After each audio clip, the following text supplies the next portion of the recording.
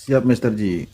Mister Ji memang biasanya dalam kita biasanya pasti mungkin bersama dengan Bang Tony ya ketika kita sebagai pengacara publik ya. Artinya dekat dengan media, Mister Ji. Ketika dibuat kuasa, kan pasti ada kalimat pasti untuk atas nama pemberi kuasa, yaitu terdakwa. Hmm.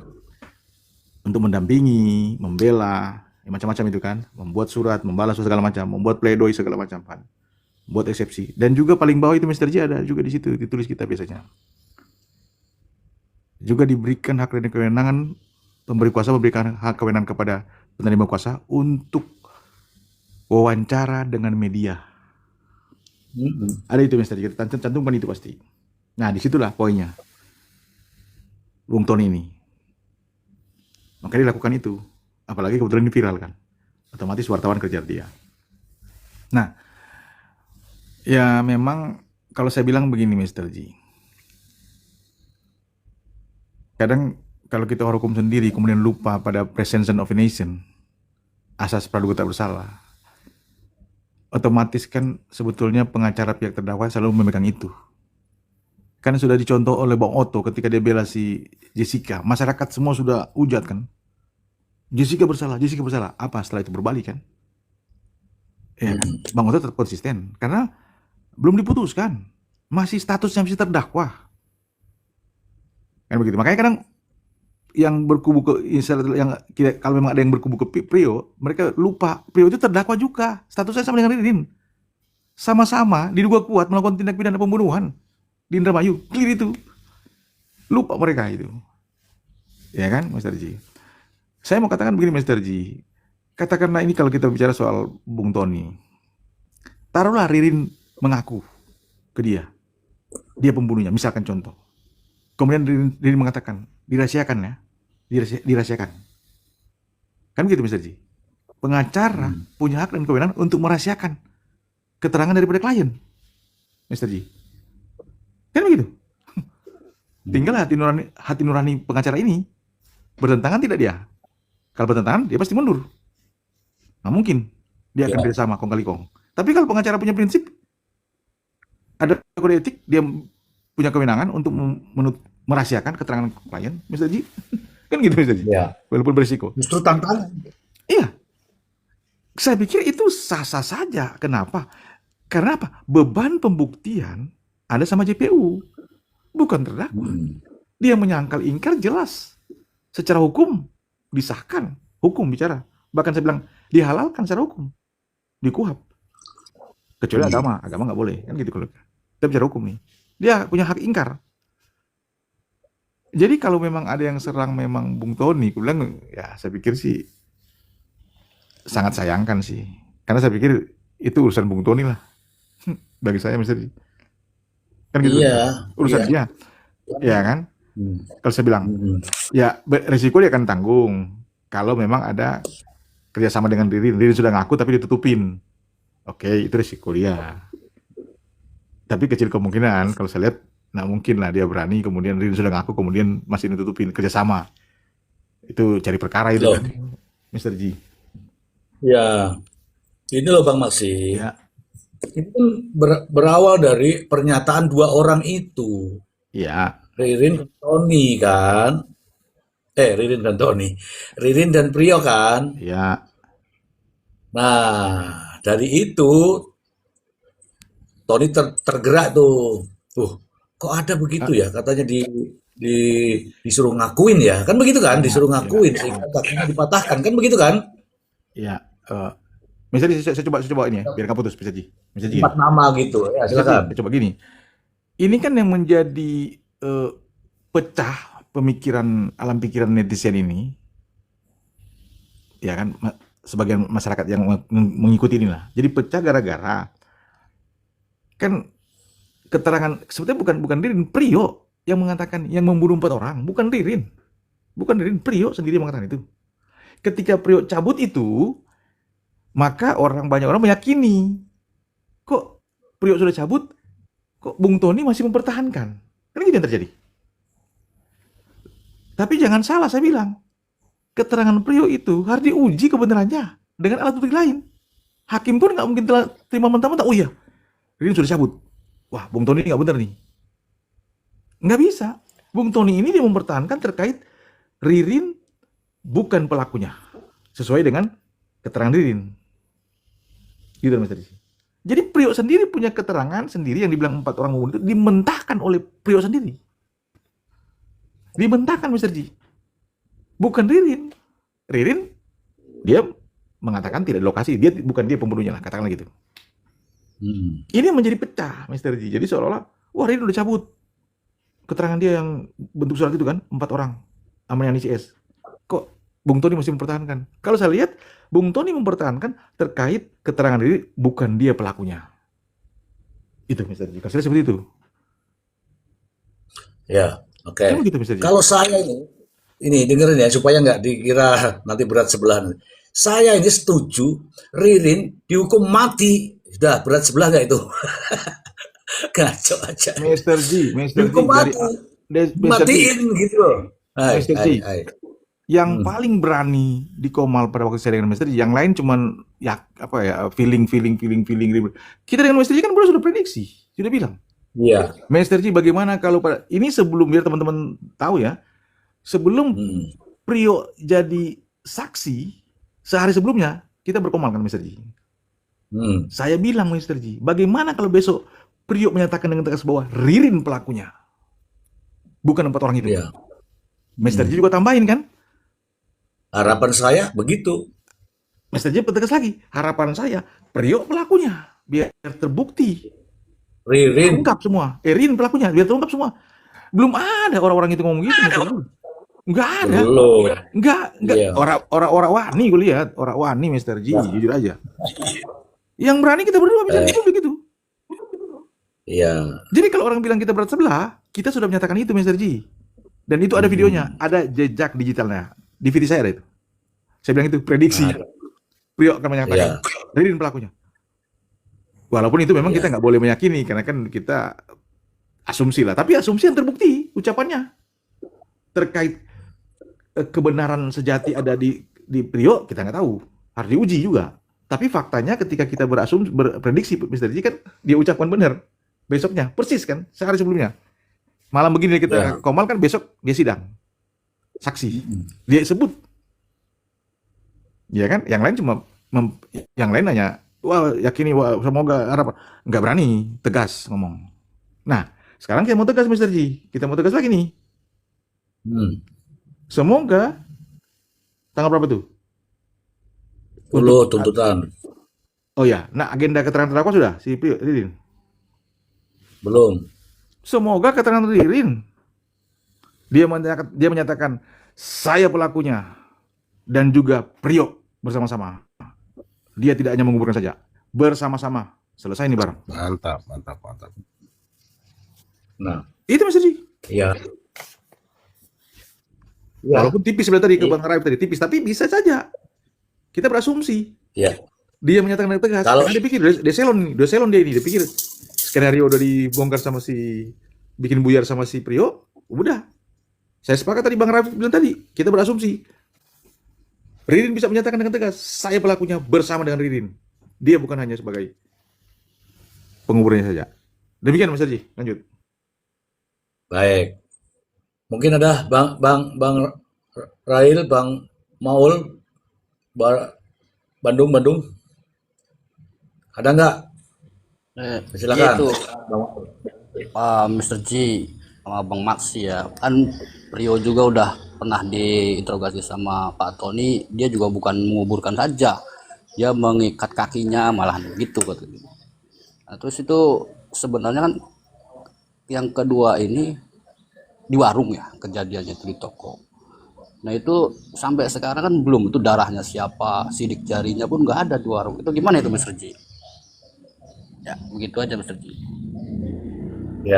Ya, ini ada tappingan di bawah nih ya. Naru nyari geng. Saya yang anehnya ada beberapa advokat malah niat menjatuhkan Komalnya Mr. Z. Jelas ada keserikannya. Saya mau tanya, hebat kalau bisa menjatuhkan itu dengan narasi loh ya, dengan narasi ya. Hebat. Kalau ada oknum-oknum pengacara, advokat yang mau menjatuhkan tuh hebat. Dan yang jelas kita kan bicara fakta. Fakta-fakta persidangan. Hebat mereka itu kalau bisa menjatuhkan Komal Mr. Z. Karena apa? Jelas kita bicara fakta-fakta persidangan. Oke, terima kasih nih Naru sudah ngasih tahu saya. Ah, Bang Maul tadi ngomong apa tadi? Ono lo. Wis to. Ono wis tak siap iki, ngono wis tak siap iki. Bang Maul ngomong apa tadi? Ya ini Mr. J kan Prio sendiri kan bilang, cuman kan waktu diinterogasi Bung Tony, dia bukan cuma hanya menguburkan, tapi dia tuh ikut mengikat kakinya gitu, Mr. J. Nah terus ini kan yang kedua ini Prio kan bilang di toko kejadiannya, tapi kan itu ditemukan 7 bercak darah. Itu darahnya kan belum tahu itu darah siapa. Terus sidik jarinya kan di warung itu belum ada.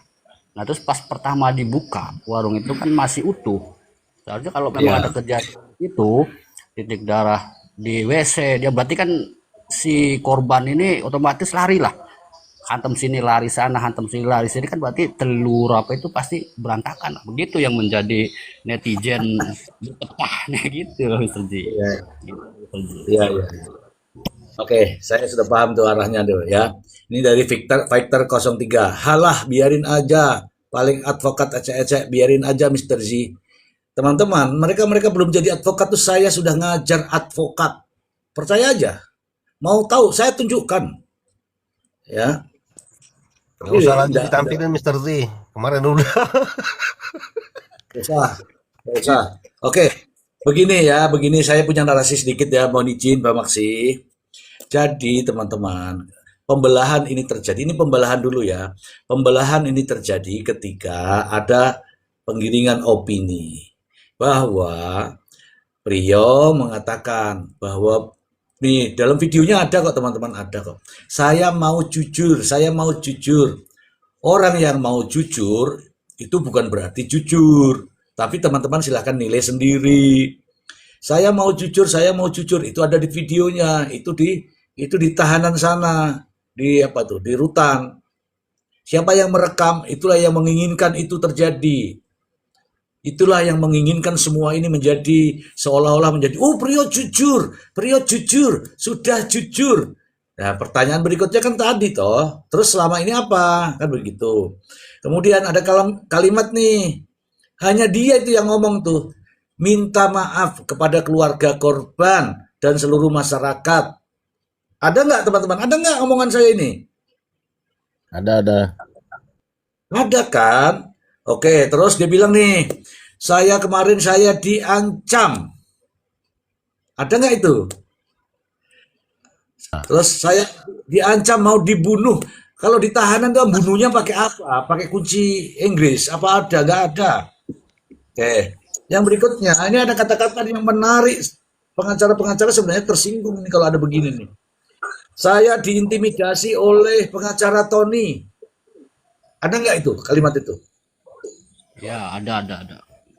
Loh, ngapain Tony kok ngintimidasi itu? Ya, acur. Ini nggak masuk akal, tapi dipercaya. Itu anehnya. Oke, dari semua ini, yang dari semua kemasan ini, seolah-olah itu untuk memenangkan opini publik. Memenangkan opini publik. Sementara Tony nggak itu, bukan ini masalahnya. Kalau mau memenangkan opini publik, diserang yang begini nih. Enggak kok, saya nggak pernah intimidasi kamu, gitu kan. Tapi enggak, biarin aja. Keluarkanlah semua itu terkait percakapan itu. Opini publik mendengar sendiri. Itu yang bicara Priyo, itu yang bicara Ririn. Nah itu cara. Kalau yang namanya cara itu terserah mereka yang menggunakan. Oke ya, saya tidak mau mencampuri. Nah terkait dengan yang Bang Maul tadi ya, sebagaimana yang disampaikan Bang Maul, ada TKP, ada darah, dan justru ini menimbulkan pertanyaan baru. Iya, kalau iya di situ. Tadi kan sudah ada yang cerita. Tadi siapa yang cerita itu? Kan TKP-nya kan, ini kalau jalan raya kan begini ya. TKP-nya kan satu seberangan, satu lurus antara TKP 1 dan TKP 2 itu lurus. Hanya berjarak sekitar 100 berapa puluh meter itu. Nah, ada ruko-ruko yang lain di situ sampailah kepada rukonya. Sekarang kalau kalau pernyataannya Priyo mengatakan bahwa setelah melakukan eksekusi di toko, palu tersebut saya buang di selokan. Selokan jaraknya 50 meter dari TKP yang ini. Coba logikanya, di jalan ini kan segaris, selurus. Mau membuang itu kan berarti ke sini dulu, baru ke sana dulu, siksak dulu kan? Oke, itu logika aja, logika. Orang itu, kita ini juga sudah tanya-tanya, kita ini sudah berhadapan-hadapan dengan namanya pelaku-pelaku. Mana palunya, mana. Kalau memang dia benar, dia katakan yang tadi, itu bilang dibuang, nggak tahu dibuang benar apa tidak. Dibuang itu kan di Sungai Cimano. Sungai Cimano sama gorong-gorong di kampung itu kan jadi beda. Itu juga menjadi pertanyaan-pertanyaan. Nah, saya yang mengatakan bahwa orang mungkin mengatakan jujur. Kalau saya justru malah ini berbahaya buat dia sendiri. Kalau saya ini bertanya kepada teman-teman, mungkin dijawab ya. Jawabannya itu pasti dia-dia. Siapa sih sebenarnya yang punya menstrea? Saya mengatakan, kalaulah dua orang ini benar, Priyo mengatakan bahwa Ririnlah yang membabi buta, membantai, dan Priyo hanya menonton. Justru saya mengatakan Priyo itu lebih kejam. Ada pembantaian, dia malah menikmati. Lebih kejam, ya kan? Mana ada manusia di dunia ini yang ada pembantaian, justru malah nonton dan menyaksikan. Meskipun yang saya bilang, meskipun dia tidak melakukan nih, katakanlah begitu ya menurut dia. Tapi dengan diamnya dia melihat pembantaian, justru itu lebih kejam. Terus jiwa kemanusiaannya ada di mana? Kalau dia manusia. Apa? Karena sudah sepakat 100 juta? Atau karena ditekan? Atau karena diintimidasi? Atau karena diancam? Bagaimana bisa diancam? Ngambil cangkul tuh keluar sendiri tanpa ditodong pistol. Mau ngomong apa lagi? Itu kan diancam apa? Diancam apa? Diancam apa? Diancam palu godam. Palu godamnya sudah dibuang sama si Priyo sendiri. Mau diancam pakai apa? Ayo dianalisa sendiri, silahkan. STG gini. Ya, Ini menarik memang, Priyo punya keterangan terakhir. ya. Dia sebagai saksi. Memang ada beberapa pihak meyakini bahwa Priyo itu jujur. Saya dengan tegas menyatakan, Mr. G, tidak 100% jujur gitu loh. Kenapa? Kalau Priyo jujur, dia konsisten dari awal. BAP, kemudian keterangan yang surat itu, lalu terakhir sebagai saksi. Kalau namanya tiga keterangan yang berbeda-beda, sudah pasti ada yang bohong. Kan begitu? Ya, Ini ya, ya. analisa berdasarkan fakta. Faktanya 3 kali berubah kan? 3 kali berubah. Siapapun manusia, ketika 3 kali berubah keterangan dia, sudah pasti ada yang bohong. Jadi kalau dibilang yang terakhir ini paling jujur, nggak masuk di akal. Nggak masuk di akal. Kecuali konsisten. Dari mulai pertama, dari penyidik, kemudian persidangan awal itu, sampai terakhir kemudian jadi saksi. Dia katakan A dari awal, A sampai 3 kali. Ini kan ada A, B, C. Di mana kejujurannya, Mr. G? Ini yang cara analisa. Kita analisa berdasarkan fakta. Artinya ada tiga fakta di sini, keterangan dia. Kan gitu, Mr. G. Justru saya mau katakan begini, Mr. G. Karakter Priyo ini, kan kita lihat dari keterangan kan? Bukan kita teropong dengan goib, enggak. Justru begini, tipikal Priyo, Mr. G, kalau menguntungkan bagi dia, maka dia buka informasi itu, keterangan itu. Sepakat. Tapi kalau tidak menguntungkan karena dia atau membahayakan dia akan nutupin rapat, Mr. C. Dia akan tutup rapat. Tipikal itu, Priyo. Jadi kalau orang bilang jujur sejujurnya, saya malah bertentangan, Mr. G. Di mana kejujurannya? Orang 3 kali perbedaan keterangan. Kalau orang jujur, Mr. G, orang jujur, dia pasti konsisten. Apapun resikonya, apapun yang akan dia dia akan alami, dia akan berjujur, kata jujur, Mr. G. Itu resiko. Dia katakan A, dari awal A, kedua B, kedua A, ketiga A. Ini ABC, Mr. G. Iya kan? Jadi kalau saya bilang, ya silakan saja orang mengatakan itu, Mr. G. Kan begitu. Ya, saya mau katakan, makanya saya kalau boleh saya ulang ya, Bang Raif tadi benar. Walaupun tipis, saya bilang, tipis ini. Jangan sampai Priyo mengatakan, saya pelakunya bersama, Ririn mengatakan, saya pelakunya bersama Priyo. Sama-sama. Selesai, Mr. G. Bingung lagi. JPU bingung sama Hakim pun bingung ini, Ya. Mr. Ji. Nah, di situ baru Bang Tony jelas kalau memang seperti itu ya, misalkan Bang Tony jelas langsung dia menyerah. Ririn Su mengaku, walaupun memang itu belum final, Itu perlu diuji juga kan oleh majelis hakim, Mr. Ji. Majelis hakim tidak mungkin telan mentah-mentah keterangan Ririn jika dia mengatakan dia pelakunya, nggak bisa. Prosedur hukum acara menyatakan itu, teman-teman. Keterangan terdakwa, kan Mr. Ji suka baca itu. Keterangan terdakwa tidak menjadikan bahwa dia itu bersalah, nggak bisa. Harus dikuatkan dengan alat bukti yang lain, Mr. Ji. Kan begitu. Ya. Iya kan? Keterangan terdakwa nggak bisa langsung telan mentah-mentah. Tetap di otak hakim, majelis hakim, dia harus mencari bukti-bukti lain untuk memperkuat keterangan terdakwa bahwa benar dia pengakuan itu benar adanya. Ini biar tahu nih yang di bawah nih, yang 517. Jadi jangan kemudian teman-teman berpikir ketika terdakwa Ririn mengaku, saya yang mengaku. Nggak serta-merta hakim langsung, wah tepuk tangan. Nggak bisa. Diuji lagi itu. Benar nggak omongan dia itu? Ya. Ini hukum acara Kemarin kita ya? sudah ulas. Ini hukum acara ya. Saya harus buka ini. Ini hukum acara. Hukum bicara, bukan kita. Bukan kata saya, atau Mr. J, atau teman-teman, atau Bang Raif, ataupun teman-teman lain Abah. sini ya. Bang Abah. Tidak, hukum acara. Itu. Demikian. Oke, terima kasih. Tolong aku bacakan ini yang ditulis sama Delak ini. Biar Bang Maksi yang baca. Tolong Bang Maul, tolong dibacakan yang ditulis Delak ini. DELAKS itu coba tolong dibacakan. Mr. Z, Ruslan jadi PH-nya keluarga Amaniani, tapi dia juga jadi PH-nya Prio. Apa itu boleh? Nah, silakan Bang Maksi. Nih, saya kasih tahu Bang Maksi ceritanya. Ini sekarang ini dia menjadi pendampingnya Prio. Di sisi lain di kasus keluarganya Aman Yani, dia melaporkan Prio. Gitu, ayo silakan Bang Maksi. Memang sini ini jadi fenomenal, Mak. Ini fenomenal, Mak.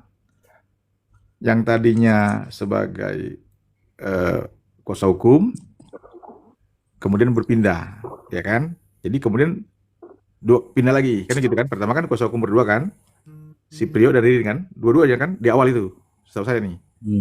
Kemudian dicabut, jadi kuasa hukum keluarga korban. Ya, dikoreksi teman-teman kalian. Lalu kemudian Prio mencabut kuasa hukum dari Tony. Berbalik lagi ke rekan itu kan. Kan begitu Mr. Ji. Nah, pertanyaan tadi dari yang di bawah ya. Memang kalau bicara soal perpindahan kuasa hukum ya, katakan dari tadi Ririn kemudian dari Prio, itu hal yang biasa memang. Sepanjang surat kuasa di awal dari Ririn sudah dicabut, atau apa itu pengacara mundur atau dicabut oleh si Ririn, maka dia pengacara itu bebas. Cuman masalahnya yang tadinya sudah dicabut bukan cuma Ririn, Prio dan Ririn kan cabut. Prio dan Ririn yang cabut itu Mr. Ji. Ya. Rekan pengacara ini kan. Kemudian Ya. ketika Prio cabut, Prio cabut ke Tony, kan gitu kan? Kan pertama kali yang dicabut kan pengacara A inilah. Pengacara A ini sebelum Tony kan dicabut oleh si Ririn dan Prio, gitu ya ceritanya kan, dicabut kan. Ya. Kemudian Tony masuk. Ketika Tony masuk, berjalannya waktu ini, lalu Ririn kemarin terakhir itu kan dia cabut. Ini kayak cabut ini, kayak ubi Mr. Ji, cabut-cabutan. Jangan ketawa Mr. Ji, jangan ketawa Mr. Ji. Kan pertama dicabut, jadi 2 kali cabut. Berarti Prio 2 kali cabut. Pertama kali Prio mencabut dengan Ririn si pengacara R kan itu kan. Cabut oleh Prio dan Ririn, 2 ini. Prio dan Ririn mencabut. Makanya digantikan oleh Bung Tony. Oke ya, clear ya. Lalu kemudian berjalannya waktu, Prio mencabut Tony. Jadi 2 kali cabut dia Mr. Ji. 2 kali cabut. Pertama si R dicabut kan dengan Ririn. Yang kedua dicabut Tony. Habis dicabut, dia kembali ke R. Kan begitu kan? Menarik pertanyaan tadi sih. Secara normatif Undang-Undang Advokat dan Kode Etik Advokat oke, diperbolehkan ketika sudah dicabut. Karena cabut tadi, udah cabut Mr. Ji kan, cabut tadi, dicabut oleh Prio kan? Ya, si Bung Tony cabut. Kemudian dia balik lagi ke R. Normatif iya memang teman-teman, tapi kalau saya sih hati nurani, saya memilih netral kalau saya. Tapi kan semua itu pilihan. Sepanjang normatif sudah, artinya sudah dicabut-cabut tadi, 2 kali cabut, kemudian kembali lagi, is okay. Tapi kalau bicara hati nurani, nah itu beda memang. Sangat berbeda. Kalau saya mungkin saya memilih untuk netral saja. Kalau aku to the point aja, ogah, ngapain?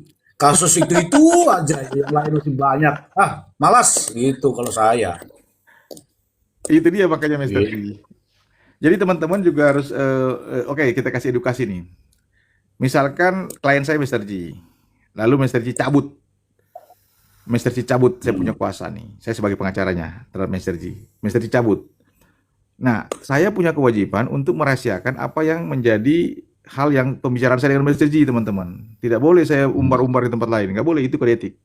Ketika saya umbar-umbar, maka saya melanggar kode etik sebetulnya itu. Gitu. Itu prinsip yang ada dasar hukumnya, kode etik. Jadi walaupun Mr. G udah cabut, kayak tadi Ubi, kok kayak Ubi dibikinnya. Cabut Ubi gitu loh, Mr. G. Ubi jalar lagi. Itu saya kesel, nggak bisa. Lalu saya umbar di luar, oh Mr. G begini, bla bla bla. Nggak bisa itu, Pak. Itu kode etik. Ya, Kira-kira begitu, teman-teman. ya, Biar teman-teman mengartikan aja sendiri. Demikian. ya, delak, delak. Ya. Kalau hari ini saya menjadi kuasa hukum dari iparnya, iparnya. Kan ipar itu sedang berlawanan dengan iparnya yang satu lagi. Saya menjadi iparnya itu, kemudian saya sudah jadi kuasa, sudah dicabut. Kemudian saya jadi kuasa lawannya. Ya lucu lah, secara etika aja lah. Udah nggak keren lah. Kalau begitu ya sudahlah, kalau begitu aku tak cari lain lagi, perkara lain lagi di luar sana, kan begitu. Silakan Bang Rail. Iya, saya hanya menambahkan lagi Bang Maksi. Aduh, banyak banget ini. 5 SKS ini. Belajar malam ini. Terima kasih banyak. Tapi yang kita sayangkan ya, dengan adanya comol-comol seperti ini ya, setidaknya bisa, kalaupun ada nanti bisa ada yang menyampaikan ya. Dari awal kasus ini semestinya ya jangan dulu di P21 kan. Masih banyak kejanggalan-kejanggalan ya. Dan juga pengacara terdakwa yang dahulu, yakni R, ya mestinya juga meminta ya CCTV dibuka dan sebagainya. Tapi kan belum ada aksi itu selama ini. Setelah di tangannya Bang Tony baru ada kan. Kita lihat di sini banyak kebobrokan ya, kebobrokan dari APH sehingga ini diloloskan P21 dan akhirnya seperti ini kan. Bang Don, naik Bang Don. Seakan jadi blunder. Apalagi sekarang, ternyata setelah BAP dan dakwaan JPU sudah sah sampai disidangkan, akhirnya timbul lagi ada TKP, lokus yang baru ya, sehingga membuat bingung juga. Dan nanti kita juga selaku netizen ini bingung kan, ini apakah nanti akan berubah dakwaannya, dakwaan awal tadi dicabut dan diganti dengan dakwaan yang kedua. Karena lokusnya udah sangat jauh berbeda kata Mr. Z tadi kan. Yang tadinya di rumah sekarang pindah ke kios yang jaraknya kalau tidak salah 120 meter. Sangat jauh-jauh berbeda. Artinya akan merubah nomor, merubah jalan seperti yang Mr. Z sampaikan tadi. Nah ini APH menjadi blunder ya Bang Maksi. Dari awal setelah di tangan JPU di P21 disidangkan, timbul fakta baru yang disampaikan oleh Priyo.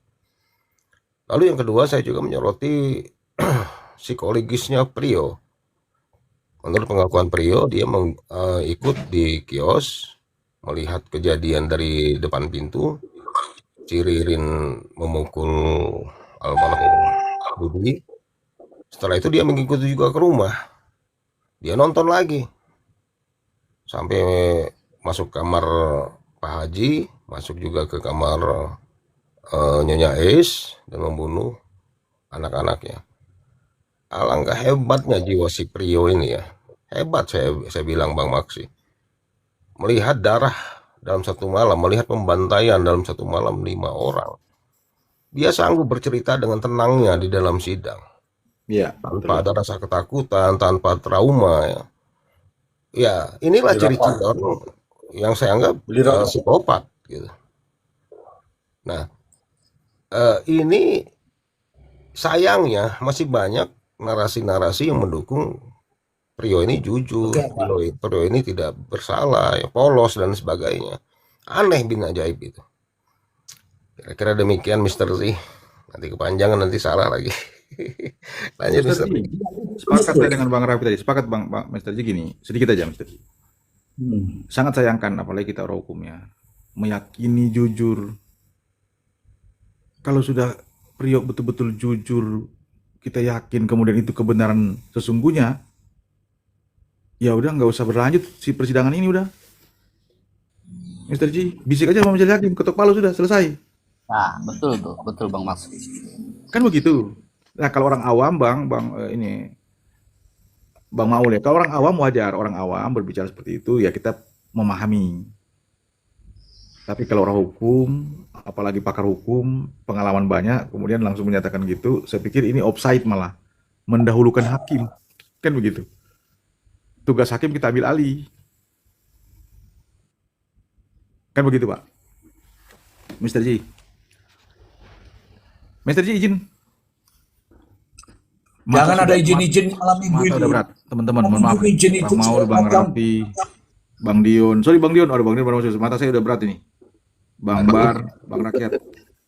Mr. Ji, mohon izin dan mohon maaf Mr. Ji. Tunggu. Mohon izin maaf nih. Ini ada pakar kita nih, Bang Don. Silakan Bang Don tuh, Bang Maksi mau turun ke Bang Don. Waduh. Iya, Berat Mr. Ji. anggaran berat itu Bang Maksi. Waduh, saya Saya Oh, somas. masih turun malah ini kode etik juga ini kayaknya. masih nanti, masih. Jadi gini, kalau apa, saya sedikit terkait apa etika advokat ya. Saya bukan advokat, tapi saya dengar juga ada advokat bicara. Jadi dua-duanya, bukan dua-duanya sih, maksud saya kedua PH dari pihak Ririn dan Prio. Kalau tadi disampaikan, Bang Maksi sampaikan, oh itu etikanya kurang. Nah, kalau Bang Tony, saya sebut langsung Bang Tony karena kan ini sudah apa tersampaikan secara luas. Nah, Bang Tony kan masuknya itu ketika menjelang persidangan yang kedua. Nah, sebelumnya masih sama Bang R. Nah, masuknya itu juga apa secara tiba-tiba. Jadi setelah mendengarkan curhat dari Ririn dan Prio, kemudian direkam, kemudian terbitlah keyakinan bahwa mereka tidak bersalah dan seterusnya. Nah, langsung masuk. Kemudian Bang R langsung tidak lagi jadi kuasa P dan R. Nah, itu etika untuk Bang Tony, kurang juga tuh. Nah, kalau untuk Ya. Bang R ya tadi itu juga. Jadi menerima kuasa dari pihaknya Ahmad Yani, kemudian menerima juga dari P, gitu ya Mas Rezi ya. Nah, saya Ya. rasa balik lagi ke tadi saya sampaikan di bawah dengan statement Bang Maksi. Selama itu menguntungkan bukan ke arah materi maksud saya, menguntungkan dalam narasi atau dalam perkara ini. Tadinya Prio itu sebagai pihak lawan, sekarang sudah satu suara atau sudah satu barisan. Itu menguntungkannya di situ. Nah, jadi ya itulah dinamika gitu ya. Dinamika yang ada di lapangan. Kemudian untuk masalah pro dan kontra, kalau saya sih tetap sampai hari ini nggak berubah. Saya pro-nya pro Mr. Z, bukan Ririn, bukan Prio. Saya Tepuk tangan. pro-nya ke posisi yang netral, siapapun hostnya. Dan rata-rata kalau host di Komal, saya lihat sih ya netral, harusnya ya memang netral. Nggak harus jadi host ya, kita minimal di lapangan harus netral dulu dan sambil ngikutin perkembangan kasus ini. Banyak hal menarik. Saya tadi juga ngecek di VT-nya Bang Tony bahwa nih, mohon maaf nih, kalau dari Bapak abang-abang sekalian sudah menutup apa ya kecurigaan atau condong ke 4 nama yang sempat disebutkan, kemudian di sini barangkali sudah dianggap fiktif. Nah, tadi ada keterangan baru diupload 4 jam yang lalu lah kalau lebih saya bacanya. Jadi Ahmad Yani ini pernah dilihat tahun 2025 di Cikarang. Ini menurut VT-nya Bang Tony. Nah, Bang Tony mewawancarai Mbak siapa namanya, Fiah, saya lupa namanya. Nah, dia jual sana Yayah ya, Mr. Z ya. Nah, dia jualan Ya, celana dan baju gitu. Ya, dia bertransaksi langsung sama Aman Yani. Kemudian dia sempat tunjukkan juga foto yang viral. Jadi dia bisa berinteraksi dengan Bang Tony itu bukan atas permintaan Tony yang cari-cari dia enggak. Jadi dia apa ya, sukarela mendm Bang Tony. Bang, saya pernah lihat orang ini. Kemudian ditelusuri sampai didatangi sama Bang Tony ke kosan yang lama di Cikarang sana. Jadi tahun 2025 itu sempat Aman Yani bersama 3 orang temannya dan satunya diduga juga Pak Dudu ya, Mr. Z kalau nggak salah yang botak itu, ya. yang waktu Dulu, itu dulu ya. disuruh Ririn infonya memalsukan KTP Ahmad Yani. Nah, 4 orang ini di sana itu setahu warga mereka kerja kuli bangunan. Nah, sempat bertransaksi dengan Mbak penjual itu, kemudian dia beli baju dan seterusnya. Nah, disebutkan juga merek bajunya, kemudian dipertanyakan juga sama Bang Tony ke istrinya yang ada di rumah, merek-merek bajunya apa saja, Cardinal, Watch Out, dan seterusnya. Kemudian dikonfirmasi juga nomor bajunya berapa, nomor celananya berapa, kalau nggak salah 35, 36 itu.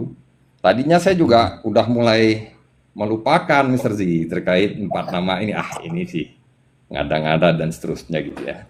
Nah, ketika keluar VT itu saya juga agak goyang juga, wah ini bisa jadi masuk akal juga karena warga sekitar ketika dipertunjukkan foto Ahmad Yani itu rata-rata mengaku kami pernah lihat ini, cuman nggak lama ngontraknya di sini di tahun 2025 itu. Yang namanya tukang bangunan, jadi nggak lama lah ngontrak di situ. Cuman rata-rata mengakui memang pernah kami lihat orangnya ini, kemudian ciri-cirinya dan seterusnya. Nah, saya beranggapan ya ini makin seru, saya bilang. Maksudnya ya ke depan mungkin bisa dihadirkan sebagai saksi juga. Nah, terakhir saya dengar juga bahwa di pihak R waktu dipertanyakan sama host itu ditanya apakah sudah ada upaya untuk mencari dari polisi. Infonya sudah. Jadi Hah? kedua belah pihak mencari nih. Jadi dari Ah, pihak polisi mencari, dari pihak Bang Tony apalagi mencari-cari banget gitu loh. Karena kan kuncinya di situ. Kalau kita nggak ngomongin Yoga, Hardy dan Joko lah. Karena ini kita nggak bisa apa ya pastikan orang ini ada apa tidak. Yang penting aman yaninya dulu. Kalau aman yaninya ada, keterangan apapun yang keluar dari aman yani pasti akan menguntungkan salah satu pihak. Entah itu pihak Ririn, Prio, atau pihak polisi, ya kan? atau Pasti salah pihak satu apapun keterangan apapun yang didapat dari sosok Aman Yani yang timbul itu pasti memudahkan salah satu pihak, memberatkan salah satu pihak. Nah, kita nggak tahu nih pihak yang mana. Nah, ketika ada sinyal keberadaan Aman Yani itu, saya agak sedikit ya lega juga. Mudah-mudahan memang bisa tampil nih orang yang disebut-sebut selama ini gitu. Kalau untuk materi, benar tadi sampaikan Bang Maksi, Mr. Z, saya nggak ada yang saya percaya lah. Mau Ririn, mau Prio ya sama tukang bohongnya. Maksudnya tukang bohongnya itu saya bilang begitu kayak yang disampaikan Bang Maksi tadi. Jadi keterangannya berubah-ubah. Gimana kita mau percaya dengan orang yang berubah-ubah gitu. Nah, kenapa Mr. R bisa menjadi kuasanya sekarang? Karena perubahan keterangannya yang terakhir itu mendukung apa yang sedang dia perjuangkan. Kan gitu logikanya. Ya sudahlah, kita ambil aja walaupun kemarin musuh kan gitu. Nah, kalaupun seandainya besok kita nggak tahu. Tadi simpulan Bang Maksi, kalau pas sidangnya R nanti kemudian dia menyampaikan, saya jujur, saya memang pelakunya, tapi bukan hanya saya sendiri, Rio juga pelaku. Itu bisa saja terjadi ketika memang misalkan apa yang disampaikan Rio itu sudah 97% benar, 3%-nya salah. Nah, 3%-nya inilah yang mungkin nanti yang akan disampaikan Ririn, gitu, bahwa nggak sepenuhnya yang disampaikan Rio itu benar. Dia juga ikut ya dalam pembunuhan tersebut. Ya, bisa jadi itu terjadi statement itu bisa saja disampaikan sama Ririn. Cuman kalau melihat perjuangan Bang Tony, saya rasa sih masih jauh panggang dari api kalau dia apa akan ngomong kayak gitu karena semangatnya belum berubah saya lihat nih, bahkan ada bukti-bukti baru tentang keberadaan AY ini gitu. Nah kalau yang 3 lagi nggak usah kita cari lah. Sementara begitu Mr. Z. Terima kasih. Wah, Sepakat Bang Don, luar Mr. Ji. biasa. Mohon izin Mr. Ji. Oh, orang baru Mohon izin, bicara sudah minta mohon izin izin. lagi Saya sepakat gimana dengan sih? Bang Don tadi. Pokoknya Ya, Mr. Ji, silakan. saya ambil kesimpulan dari Bang Don tadi, jangan sampai Ririn menyatakan dengan tegas pada saat agenda keterangan dia. Saya pelakunya dan juga Priyo. Izin Mr. Ji, saya closing statement ya Mr. Ji ya. Dan teman-teman. Ya, ya, ya. Ya, Mr. ya, G, ya, ya. jangan lupa teman-teman di bawah yang 500 sekian ini, di dalam hukum pidana ada asas yang menyatakan bukti-bukti harus lebih terang daripada cahaya. Jadi, JPU dalam menghadirkan alat-alat bukti harus betul-betul terang menerang, harus jelas. Jangan sampai tidak terang. Oke, Demikian Mr. J. Terima kasih teman-teman. Assalamualaikum, selamat malam. selamat malam. Wah, Oke, teman-teman, Bang Maksi izin pamit karena dia ini, tapi saya juga ada kewajiban ya karena ada yang tapping di bawah. Dia mengatakan justice kolaborator. Apa sih sebenarnya justice kolaborator?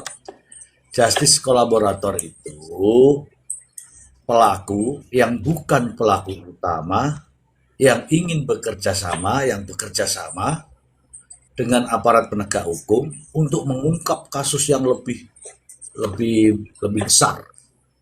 Nah sekarang kalau ini mau diajukan sebagai justice kolaborator, katanya pelakunya 2 dan dia sudah menceritakan, terus kasus besar apa yang akan diungkap? Kayak ya benar-benar DKM. Makanya nih teman-teman, itu nggak bisa teman-teman. Tapi supaya tidak kecewa, ini asisten saya ini sudah pakai lipstick, tolong didengarkan dulu ya. Justice kolaborator, saksi pelaku, adalah pelaku tindak pidana yang bersedia bekerja sama dengan aparat penegak hukum untuk membongkar suatu kasus kejahatan besar atau terorganisir. Sebagai imbalan atas keterangan penting yang diberikan, mereka berhak mendapatkan perlindungan khusus dan keringanan hukuman. Kriteria utama. Berdasarkan peraturan perundang-undangan, tidak semua pelaku yang kooperatif dapat menjadi justice kolaborator. Persyaratannya meliputi 1. Pelaku, bukan aktor utama, merupakan salah satu tersangka, terdakwa, atau terpidana, tetapi bukan pelaku utama dalam kejahatan tersebut. 2. Mengakui perbuatan, bersedia mengakui kejahatan yang telah ia lakukan. 3. Informasi krusial, keterangan yang diberikan sangat penting untuk mengungkap pelaku lain yang memiliki peran lebih besar atau membongkar kejahatan secara menyeluruh. Nah, kejahatan apa yang mau dibongkar? Kan dia sudah ceritakan bahwa Ririn adalah pelaku utamanya. Kami hanya berdua. Terus kasus besar apa yang akan diceritakan? Gak ada. Nah, tapi di sini ada nih dari tappingan teman-teman di bawah nih. Saya baca dulu.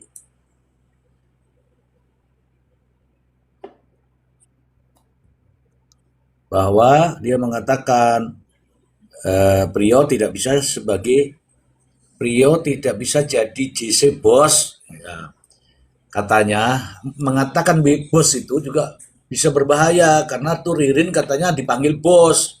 Saya ini juga dipanggil bos, padahal kan itu cuma candaan aja. Bisa aja ditulis begitu. Oke, saya senang sekali tadi ya Bang Don ya. Terima kasih Bang Don sudah mau malam mingguan bersama saya. Ini ada Bang Robi. Selamat malam Bang Robi. Buka mic-nya Bang Robi. Oke. Nggak ada ini. Buka Bang Robi. Ya, Silakan Bang Robi. terima kasih Abang Mr. Z dan teman-teman dan rekan-rekan sejawat barangkali. Terima kasih sudah bergabung juga, selamat malam ya. Nah ini juga kebetulan memang kita asli Indramayu ya. Dan beberapa memang kita mengikuti perkara tersebut ya. Dari awal Ya. sampai sekarang yang sedang berjalan. Kalau masalah tentang konstruksi hukum, jujur saya tidak mau berpendapat lebih lanjut dan lebih dalam ya. Itu saya pasrahkan semua kepada aparat penegak hukum dan kepada pendamping-pendamping hukumnya ya kan. Di sini mungkin hanya sedikit bercerita saja. Kalau keterlibatan dengan nama-nama yang lain yang diajukan, kalau bagi saya itu kan harus ada ketetapan amar putusan dulu dari pengadilan. Kalau menyatakan memang ada keterlibatan pihak-pihak lain kan seperti itu. Barangkali salah, mohon petunjuk ya. Dan juga kalau terkait dengan JC tadi kan, itu memang sah-sah saja untuk untuk merujuk kepada saksi mahkota ataupun justice kolaborator, ya kan? Sah-sah saja, silakan saja itu memberikan keterangan di pengadilan, ya sah-sah saja, apalagi dengan keterangan dari Prio, keterangan dari Ririn, atau keterangan saksi-saksi yang lain, itu sah-sah saja. Cuman kembali lagi kepada keputusan, itu adalah ya majelis hakim yang menilai. Kita mungkin hanya bisa berpendapat saja kan, seperti itu Abang ya. Nah ini Ya. ada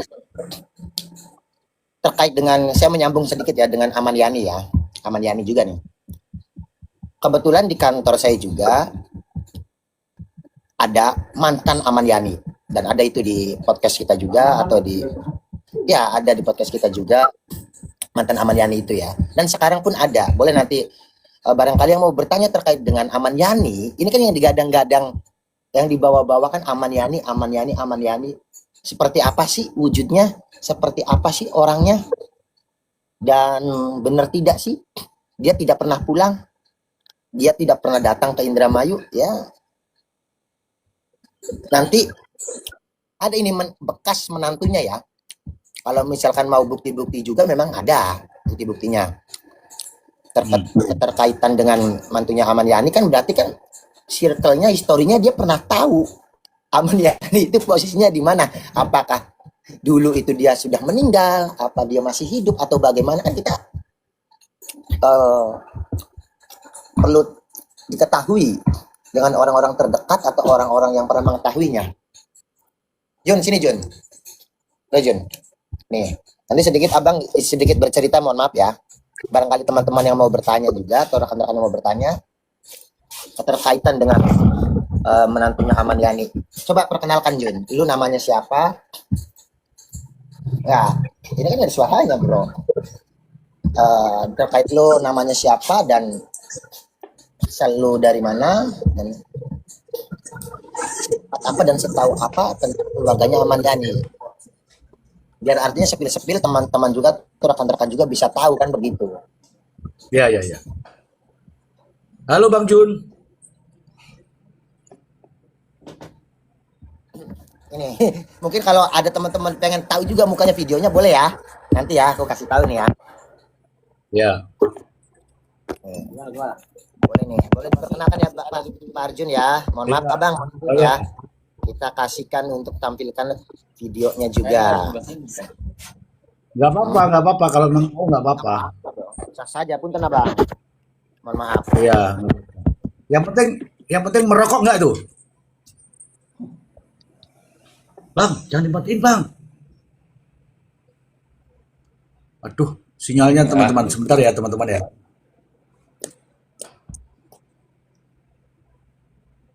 Udah benar tuh nyala tuh.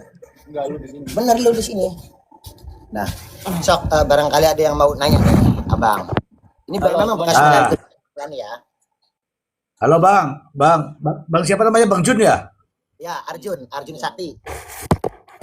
Bang Arjun, saya Mr. Z, Bang Arjun.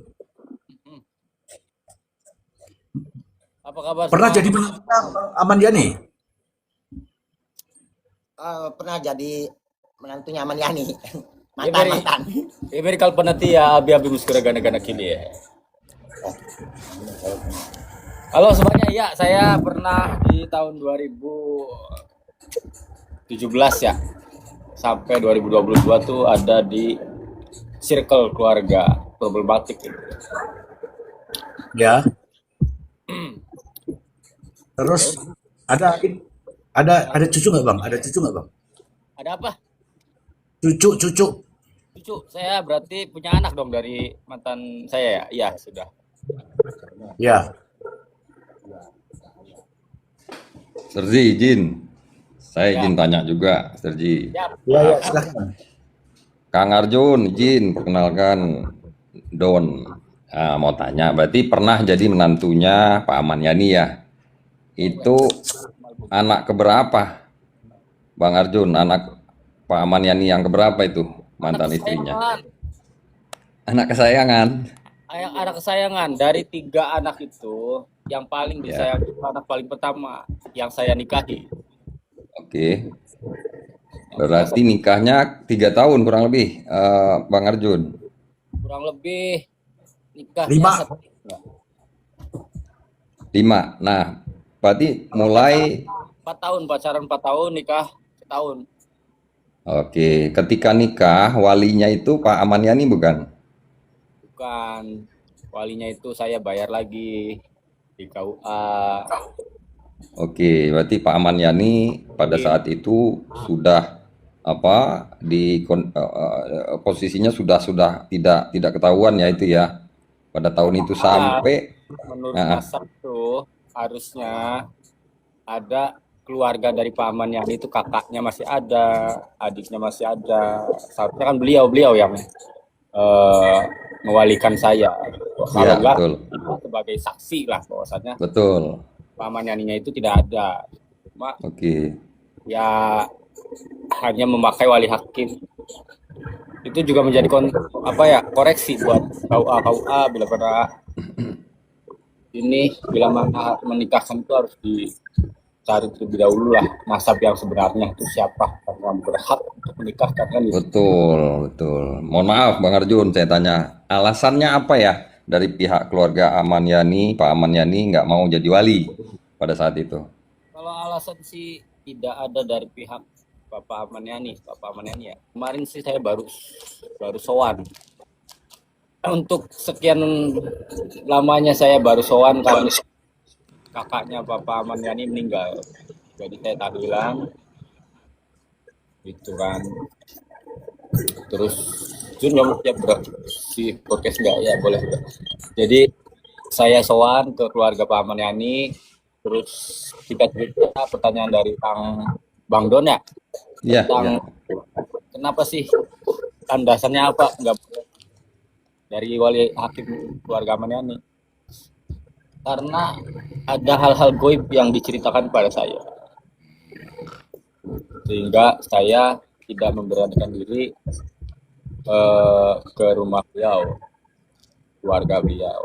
Dan setelah saya sowan baru diketahui bahwa ternyata kontradiktif antara cerita dari pihak, ya wajar lah ya, kubu merah dan iya, kubu iya. Oh, gitu ya.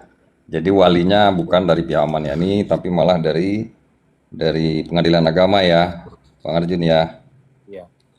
Berarti Bang Arjun ini mantan istrinya itu yang Mbak siapa saya lupa namanya, yang di Fakultas Hukum ya, yang anak Ya, pertama, Ega. betul ya, yang sempat jadi di dokteran gigi gitu cerita. 2018. Iya betul. Masuknya tuh 2014. Oke. Yang mana saya tuh Nah, seangkatan sama Ega tuh, aslinya tuh seangkatan 2012 ya.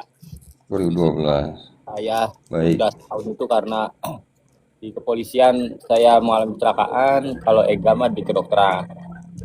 Oke. Nah, terus Bang Arjun terkait keberadaan Aman Yani ini kan kurang lebih 5-4 tahun pernikahan. Menurut keterangan dari mantan istri, Bang Arjun kan pastinya pernah nanya dong, Bapak kamu kemana sih dan seterusnya dan seterusnya. Itu keterangan apa Bang Arjun yang Bang Arjun dapat? Itu keterangan kebencian aja.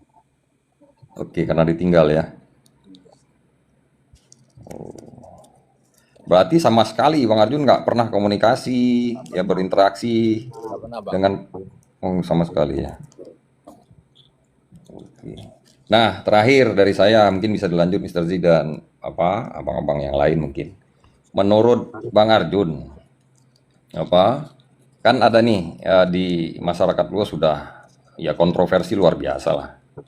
Kemudian disebut juga nama Pak Aman Yani. Menurut pandangan Bang Arjun ya, karena pernah ada di circle-nya Pak Aman Yani, otomatis juga ada di circle-nya terdakwa, karena nggak jauh tuh kan, terdakwa Ririn juga menantunya ponakannya istri Pak Ahmad Yani. Sama Ririn berarti pernah ketemu ya, Pak Arjun? Ya satu dua, artinya Ririn juga nggak menampakkan diri di keluarga itu, sudah tidak menampakkan diri karena kan terakhir 2016 Oke. kalau nggak salah sunatan anak yang ketiga tuh bagus tuh ya. Ya. Makanya tuh di situ prahara rumah tangga apa namanya kedua belah pihak nih, kedua keluarga nih pecah kongsi tuh. Iya, iya. Nah, apa yang saya tanyakan menurut pendapat Bang Arjun ya, ini pelakunya ini udah tepat atau belum? Atau benar apa yang disampaikan pelaku di sidang terakhir walaupun itu tidak sesuai dengan dakwaan? Menurut Bang Arjun gimana? Kalau menurut saya sih kita ya jangan lebih gamblang oleh yang sudah dikuasakan yang sudah diamanatkan sama JPU ya. Kita balikan lagi aja ke persidangan nanti gitu kan. Tapi kalau saya sudah setiap berjalannya persidangan aja lah. Karena saya juga kalau komentar-komentar yang kurang valid nanti disangkanya saya aji mumpung atau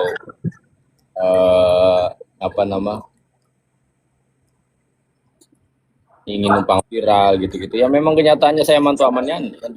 Ya, ya kalau ini sih saya mungkin ya nggak mewakili Mr. Z, nggak sopan juga. Di Komal ini Bang Arjun, insya Allah ya super netral kita di sini.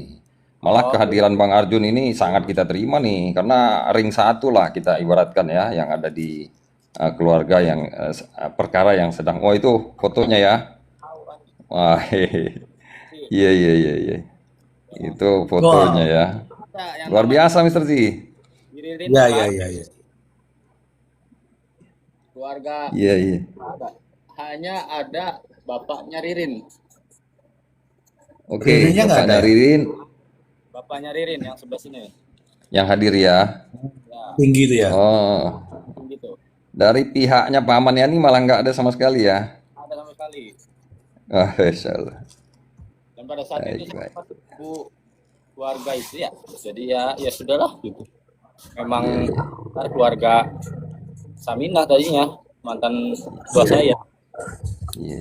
Baik, sementara Bang Arjun makasih dari saya, Mr. Z, lanjut. Siap. Oke, saya Bang Arjun. Boleh. Ya kayak Mr. Z nih. Ini kan sudah bersama-sama sekian lama dengan Mbak Ega ya.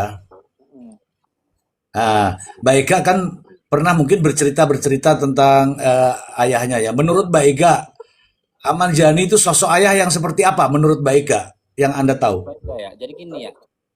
Ega itu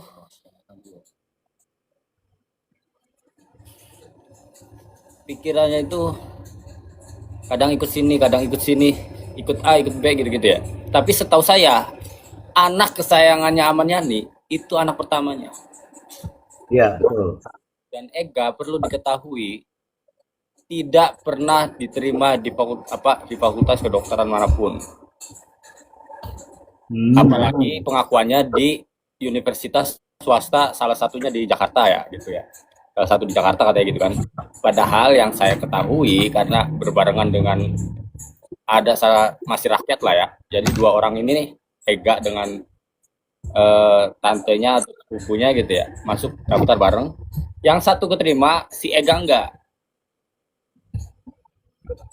Nah, tapi di kadung apa ya? Kadung tuh kalau bahasa ininya tuh terlanjur sudah seluruh desa tahu gitu ya. Ibaratnya kayak Ega tuh malu lah untuk pulang ke Indramayu lagi ya. Akhirnya dia menetap di Bandung 2 tahun. Nah, uangnya siapa? Ahmad Yani kan gitu. Biaya hidupnya Ega. Jadi untuk Enggak, saya tanya sosok menurut Ega sosok bapaknya ini sosok yang baik, yang memperhatikan anak. yang namanya Ega tuh ke bapaknya tuh sebenarnya tuh menangis sih menyesali kepergiannya beliau. Oke. Orang awal-awal mau begitu kok pada nangisin. Ya. Awal Oke. Pernah untuk Bang Arjun pernah mencoba bersama-sama Mbak Ega gitu mencari, ayo bersama-sama mencari bapaknya gitu, ada ajakan seperti itu? saya ada pernah, cuma aja ya itulah tadi hal-hal goib yang diceritakan. Yang berikutnya pertanyaan itu juga. Hal goib. Apa sih yang dimaksud dengan hal goib? Ya, hal goib itu kalau bahasa apa ya? Hal goib lah yang diceritakan Mistik. mistik. Ya, itu apa? Apa saja? Misalnya mungkin kepercayaan kepada Saiton, Mirojim. Pada awalnya saya berada di keluarga itu. Nyonya Saminah itu menceritakan kalau banyak kiriman-kiriman di rumahnya. Kayak ada dinosaurus, burung unta, Oh, kala jengking ular, gitulah hal-hal goib yang diceritakan lah gitu. Awal ada hal-hal. hal-hal yang halu gitu. Bang Zi, Ya. Bang, boleh Ya. Bang itu Arjun suruh naik aja sendiri Bang? Maksudnya Mana? Iya, Mas cuma dia suruh naik aja sendiri gitu. Arjun Boleh suruh banget. naik gitu. Boleh. Mana namanya, tinggal ikut aja langsung tak naikin. Ya udah sok, lu follow ini, Jun. Lu naik dah. maksudnya Iya, gua pakai dari handphone Arjun, TikToknya Arjun ya. Begini Bang, artinya Arjun naik. lu naikin Jun. Apa namanya? Sok, lu naik Jun. gua naik di mana? Lu cari yang ini. Minta. Cari Kamu minta. Lu minta Siapa dulu, namamu Bang. Kak? Ini. Arjun Ada nggak? Sakti dan rekan. Nggak ada ini. Buka dulu komalnya Mr. Z, Bang Arjun. Apa tuh? Nanti Bang. Oh, ini aja gua nyari Mister aja. Halo, Nah, Halo. Bang, gini. Dia biar berstatement seperti apa juga kan itu kan akunnya dia kan gitu loh Bang. halo. Iya kan? Iya.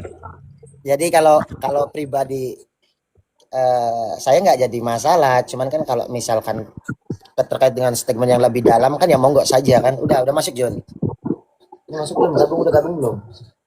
Minta dulu.